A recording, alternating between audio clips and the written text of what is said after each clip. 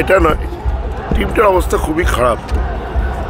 খারাপ লাগলো আজকে টিমটাকে দেখে, মোহামেডানের মতো এত বড় একটা ক্লাবের এইরকম অবস্থা দেখে। দেখুন, আইএসএলকে মানুষকে বুঝতে হবে। আইএসএলের মান এখন অন্য মাত্রায় পৌঁছে গেছে। এখানে আই লিগ চ্যাম্পিয়ন হয়ে এলেও আই লিগের সঙ্গে আইএসএলের কোনো তুলনা হয় না, সন্তোষ ট্রফির সঙ্গে আইএসএলের কোনো তুলনা হয় না। তো এইগুলো মানুষকে বুঝতে হবে। অনেক অবস্থা দেখে আমার খুবই খারাপ লাগলো, এবং বাংলার দুটো দল যেভাবে ঝুঁকছে তলার দিকে, এটা মানে ফুটবলের জন্য খুব ভালো বিজ্ঞাপন নয়। প্রতিপক্ষ দুর্বলতা নেই যেমন আপনি বলছেন, কোথাও একটা আফসোসও থাকছে না যে 5 গোলও হতে পারতো? 5 গোলে 5 পয়েন্ট হয় না, 3 পয়েন্টই হয়।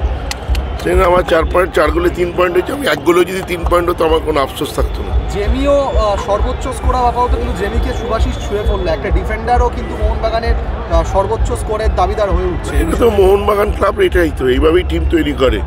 যে সবাই যদি সব জায়গায় খেলতে পারে, অলরাউন্ডার এবিলিটি থাকে সবসময়। যে স্ট্রাইকার আজকে জেমি যে খেলাটা খেলেছে, যদি কেউ ওয়াচ করে থাকেন, প্রত্যেকটা গোলের পেছনে তার ভূমিকা আছে। সে কিন্তু অন্য প্লেয়ারকে জায়গা করে দিয়েছে। তো সেই জন্য সবারই এখানে অবদান আছে, পুরো টিম গেম। আজকে দেখুন, অনেকে বলছে আজকেও তো একটা নতুন টিম নেমেছিল। অ্যাকচুয়ালি দিব্যেন্দুর মতো প্লেয়ার, সে অদ্ভুত খেললো। আমি তো দিব্যেন্দুর খেলা দেখে আজকে আমি অত্যন্ত মুগ্ধ হয়ে গেছি। তো সেই জন্য সব পজিশনেই আমাদের প্লেয়াররা রেডি আছে, ভালো খেলছে। দিমির একটা শট বাড়ি লেগে বেরিয়ে এলো, দিমি গোলটা পেলে কি আরও দিমি মানসিকভাবে কি আরও অনেকটা হতে পারে? না, যে কোনো ফরওয়ার্ড যদি গোল পায় সেটা তো তাই উজ্জীবিত করেই থাকে।